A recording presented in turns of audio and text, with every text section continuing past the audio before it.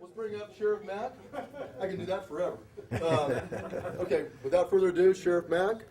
Thanks, Tom. Thank you. But Stuart really blended into a lot of things that I wanted to say, and some of the questions were really appropriate to what I'm going to be addressing. Okay? Let me tell you right now, I have studied this, and studied this, prayed about it, have been to the depths of depression, dismay, discouragement, and who wasn't during the last election. Okay? If you weren't, then something's wrong with you. And so this book was born out of my complete discouragement and feelings of hopelessness while I was watching the last election. And at the very beginning, now get this, I'm telling you the truth, I really like Barack Obama. Now, first thing you're saying is Sheriff Mack nuts or what? Why would somebody logically like Barack Obama? Because of what he was doing. He was beating Hillary Clinton. I love that. And then it turned out we got both of them. So that didn't last long for me either, did it? No. We're going to get really fundamental with some things here, but the main thing is, while I was thus contemplating our demise in America, and my wife kept telling me to turn the TV off, and I said, I can't stop watching this. It's like, you know there's going to be a horrible wreck. You're always going to watch it, aren't you? Well, I couldn't stop watching the destruction of my country. And it just made me madder and madder, but I still couldn't stop watching. And during that, I said, there has to be some hope. I'm an eternal optimist. And the title of this book came to me right then, and I had it out like 3 months later. This book came out February 15th. It's already sold over 10,000 copies. We're trying to get these out across America as much as we can. The County Sheriff, America's Last Hope. If any of you think that there's hope in Washington, D.C., then I'm not going to sell you silver. I've got beachfront property for you in Omaha. Okay? Please see me immediately after this. Okay? Because Washington, D.C. is a write-off. I think you need to know what's going on there. I think you need to keep patting Ron Paul on the back, who I totally supported. I know him. I've sent him a book. He and I still need to talk about that. But you have one chance left to save your country, and it's at the local level. Let me emphasize something before we get going here. This book is a paradigm shift for all of us. You have got to start focusing on this. Okay? All of us at lunch were talking about this and this and this and this and this. All the conspiracy theories, they're wonderful. Yay, we got thousands of them, don't we? We really got dozens of them. If you go talk to your sheriff and ask him why he's not joining other sheriffs and arresting Barack Obama for not really being the president, or what's he going to do about chemtrails, or how about solving the truth about 9/11, or what really happened to JFK, or on and on and on with all these conspiracy theories, and they might very well be true, okay? You're going to lose that battle before you even begin. This is a battle for our country, our Constitution, our nation.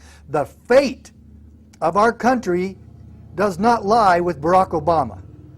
It lies with us.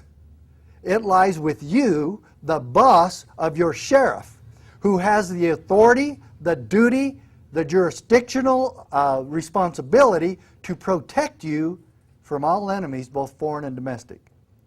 Now let me just do a real brief history here. I was a sheriff in Arizona. I was the first one in the United States to file a lawsuit against the Clinton administration to stop the onerous requirements of the Brady Bill. It's the first time in U.S. history that Congress promulgated a law that commandeered the office of a local official. in this case the sheriff. It was an unfunded, unconstitutional gun control scheme that forced me to participate in gun control that I knew was unconstitutional and knew I couldn't do it. So I filed the lawsuit the very day the Brady Bill took effect. And we also filed an injunction that very day so that they wouldn't arrest me, because the Brady Bill actually said that we could be arrested for failure to comply. And Janet Reno immediately issued a memo pursuant to orders from Clinton that the part that said that whoever knowingly failed to comply would be subject to a year in jail or a $10,000 fine or both only applied to the FFLs, which are the gun shop owners, okay? The federal firearm licensee.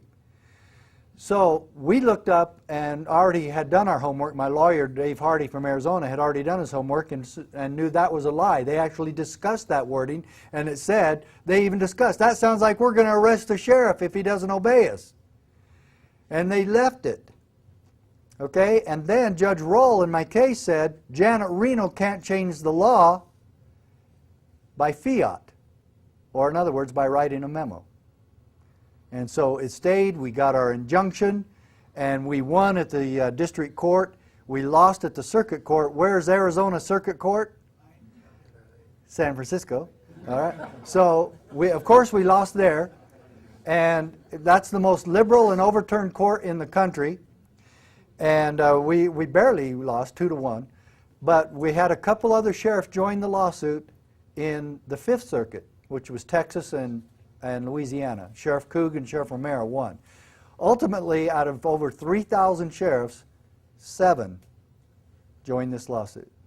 Sheriff Prince from Montana and I ended up at the U.S. Supreme Court together. He filed about 6 weeks after I did, and without any collaboration whatsoever. The first time he and I met was at the Phil Donahue show in New York. And when he filed, I was on my way to work, and I heard it on the CBS Morning News on the radio. And I hit the ceiling. I was so thrilled. I did not want to be the Lone Ranger on this lawsuit. You know what happened to people who fought against Bill Clinton, you know? And so Sheriff Prince and I won a case at the United States Supreme Court. We won, okay?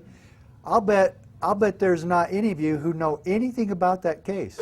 It was the most hidden case of a monumental Supreme Court decision. It's been hidden from you. And I was supposed to be on Meet the Press right after this came out, and on Friday they canceled us. We were supposed to fly out the next day, and they canceled it. Everybody started canceling all our interviews. Janet Reno issued a memo nationwide saying to all sheriffs and chiefs that this was a token victory for the NRA and otherwise meaningless, and don't change anything. Just keep doing what you're doing. Yeah. And so this really was spun to be forgotten. And so now, pursuant to this, I've resurrected some of the main points in this and put it in the book. And I'll tell you, just like anybody else, any lawyer, any sheriff, cop, anybody, if you find anything in the book that's incorrect or untrue, I'll eat that part out and remove it permanently. Okay? But the paradigm shift that we're a part of right now is that we're not going to focus on these other issues. They'll be solved when we get our Constitution back, county by county. But we've got to focus on what the sheriff can grab, and we've got to follow the KISS philosophy here, don't we? Keep it simple, stupid, or he's not going to get it. You go in there talking about all these other things, he's not going to get it. And he's just going to think you're a nut, and a lot of you are. Sorry. Because I know I've been around you guys for a long time, and we're all nuts because we believe in God and freedom and family and country and homeschooling or whatever. Okay? We're not mainstream, so of course we're a nut. So you've got to take it back, way back when you were first learning about these things, because that's where your sheriff is. And we've got to get him on board. And you need to take him this book. And you need to take this book to the county commissioners in your county as well. Give it to your favorite cop. Give it to your favorite deputy. Because those guys are the ones that are going to run against the sheriffs that aren't coming on board with this, that refuse to comply with the Constitution. That's all this is about. It's about two things. take and keep your oath of office and follow the Constitution.